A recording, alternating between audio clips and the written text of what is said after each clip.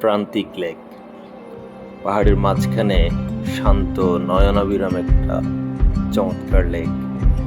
এখানে খুব সুন্দর একটা বিকেল বা দিনের যে কোনো একটা মুহূর্ত চমৎকারভাবে কাটিয়ে দেওয়া যায়। বিনোদনের অনেক অপশন রয়েছে, যেমন কাইকিং করতে পারবেন, তারপর আপনার টুরিস্ট বোটে পুরো লেক ঘুরে আসতে পারবেন।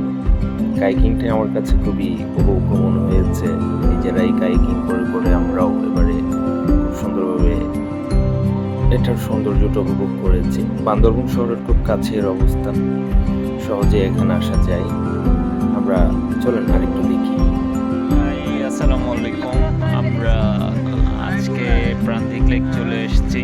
আজকেও বরাবরের মতোই ছুটির দিন। ভাইয়া আপনারা একটু আস্তে আস্তে যান। এই যে আমার সামনে তৌহিদ আর আমার পেছনে আমার ব্রাদার ইমন আছে।